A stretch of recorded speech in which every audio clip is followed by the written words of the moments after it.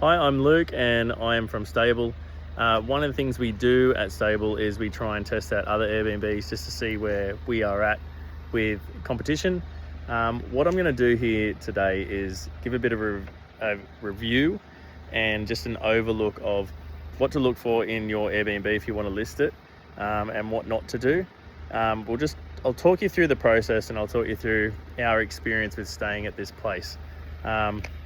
It was okay, but I just want to point out some things as we go through, just to make it's clear with you whether your property is right for Airbnb or not. I think by the end you'll understand where I'm coming from. But first thing we noticed when we rocked up was you can see all of the gardens. So this is where they tell everyone to turn up at the back to get the key, and it's just not a good look. It's really not. This one you can't use the garage, that's okay. We were all right with that. But in terms of demand, you will have people at a certain price point need a garage and lock up garage for security. So as we came through here, you just come through the back. Had a nice garden. It's a little bit of a feature. The kids did enjoy going through that. This area, there's no use to this area. It's good, but we'll talk about the little things, then we'll conclude at the end. So as we came in here, what we were surprised to see was an outdoor lounge setting in the living room. It's a big no-no. None of it stayed together, as you can see. And then what you'll find with some people who put Airbnbs on, they will tend to put furniture that they don't like in their own house in their Airbnb. So these are just little space fillers, like this coat hanger thing here, an art board over there. I mean, they might have thought that'd be good for the kids, but there was no textures or anything with it. But it was a nice sized TV. That's a big plus. And it had streaming services already on, which is pretty much a necessity these days. You can't really go without that sort of stuff. But as we come through here, you have your bathroom and toilet. I mean, the style, it's not the best, but you have to excuse our towels and stuff like that. But look, the style isn't really something that people are looking for that much until you get to the high end. It all has to be about functionality, so it has to work. We struggled with this one because both the bathrooms, it was here, and we struggled to get the baby to sleep. That was because everyone was using the bathroom, but the most important thing, and I tell everyone that runs an Airbnb, is the first thing you should do is invest in is comfy beds. And this one, there was no difference between this bed and this floor. This bed, it was horrific. We actually had to go out and buy a topper, a 4-centimeter topper. And it was just, I'm all right in a hard bed, but the missus didn't cope. And it really does just set the tone for the entire stay, especially if you walk in and you lay on the bed. One of the first things you do, you're like, this is going to be a rough week or however long you're staying. The laundry was functional. Again, it's very basic. And then you go into the dining room, down to the kitchen. Now, the bed configuration was probably correct. I'd do that, the 2 queens and then the 2 singles. You're sort of covering a lot of demographic of people that want to come away. So again, there's another outdoor area here with nothing there, which is okay. You've probably got to give one space. But the kitchen, nice size kitchen, not anything special, but the thing about this kitchen was it sleeps 8 people, this house, or 6 people, sorry, and it only had 2 glasses. And there was a lot of missing things in this kitchen. 1 dishcloth for a week. We struggled with that. 1 tea towel for a week. You really got to have heaps of things listed in your kitchen because you want to cover whatever people want to do. In this, there was actually no baking trays here. So I don't think these things need to be spoken about. It's just something that you really need to focus on, and good quality stuff as well. Not high end, but that Pyrex brand, that seems to last the longest. But in this case, this kitchen is nice. It was okay, but it didn't have all of the things that you needed. there was only like 2 coffee sachet things as well.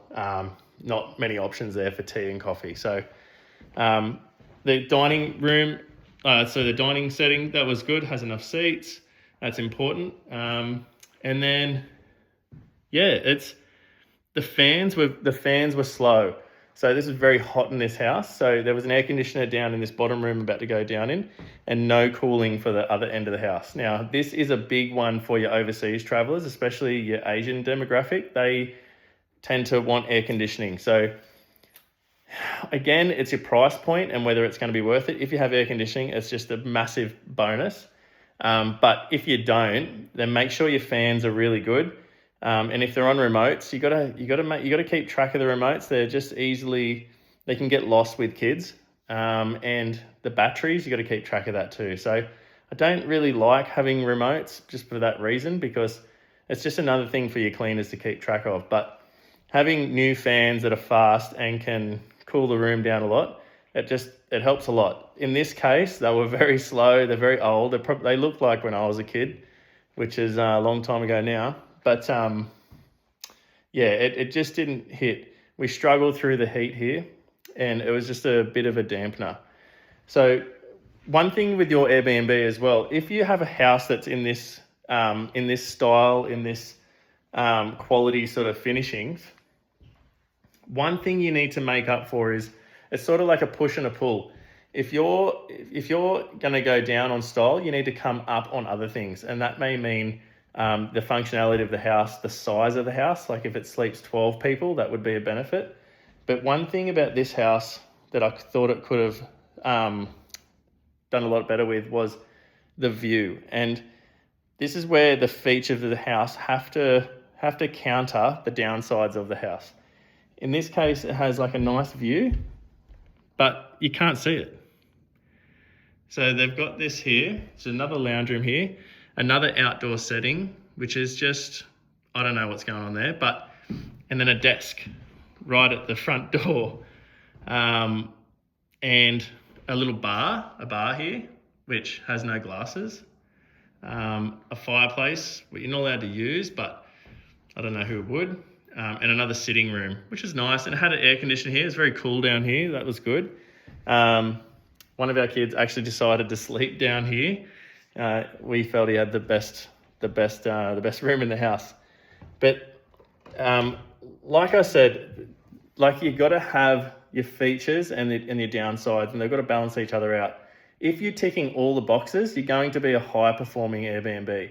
But if you find that you're only ticking a few boxes, and these bigger things that occur, like say no cooling, you really have to make up for it elsewhere. You maybe have to be beachfront or something. So, and then when you come out here at the front, look, it's a really nice outlook. It's actually really nice.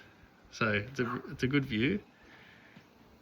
So if you have something like this, it's what happens is they advertise this view, but you're not really enjoying it unless you're out there. And it was very hot in the afternoon sun at this outdoor table, so we couldn't really have dinner out there. So this place would actually be a good long-term rental. I wouldn't say it's a good Airbnb unless it's for the owner's circumstances, but even if that is the case, you still have to have a good, presentable, and you have to have those important features. In this house's case, you needed air conditioning and comfy beds and a well-equipped kitchen, and those things would probably keep it going. You would probably get a good consistent earnings. Your reviews would be consistent because your price point would sort of cover those things. Now, what happens is with a house like this, you're not going to get the best reviews, which means that when your reviews start to go down, your bookings will be less and you're forced to lower your prices. Now, once you start bringing in lower price people, that's when you start to encounter problems, and you just have one bad guest after the other, and it's just very hard. In this case, where we stayed, I won't tell you where we stayed, but it's a location where you would go to, it's not where you would go to holiday. So that's another thing to factor in. If you've got a property that's in a good location, that is in high demand, you're going to just have people go there anyways because they're coming to that location. But if you're in somewhere like here, that's not a highly desirable location, your house needs to make up for that to attract you to it. In this case, just lucky enough, it was close to our house and we needed to get out of our house for a couple of days. And I don't want to whinge about this one. I feel a bit bad, but it doesn't really matter for us. It doesn't bother me too much. But for this owner, they would need to put about $10,000 worth of work into the house just to get it to a sustainable Airbnb. 5-6 years ago, you could get away with a place like this, but there's so much competition now that you need to actually, it's mandatory that you just have these features like in your Airbnb, which is, like I said, your bed, comfy beds. That is one thing that will alleviate a lot of stress in guests. And then just have them well-equipped stuff. If your house doesn't have, or your property doesn't have like a really good feature, like a really good view, beach views, location close to the beach, close to the lake, anything like that, well then you have to make up for it in other areas. So I hope I made my point clear. I won't give a public bad review on this one, but I will just give some private feedback, and hopefully that owner can take that on board, because it's just, for us, it's just very disappointing that an owner treats their Airbnb as a bit of a dumping ground to the rubbish that people own. Even the linen, it's sort of nothing against Kmart or Target, but yeah, it's just not going to last. The linen here and the towels are really thin and they hadn't been washed before as well, as in newly washed. So it was like washing yourself with a squidgy. So very, very difficult to give this one a good score, but has potential to be a bit better. But if you own something like this, probably best on a long-term market. So I hope that answers a lot of questions for you guys. And yeah, if you really want to know anything else, if I missed something, then just let me know.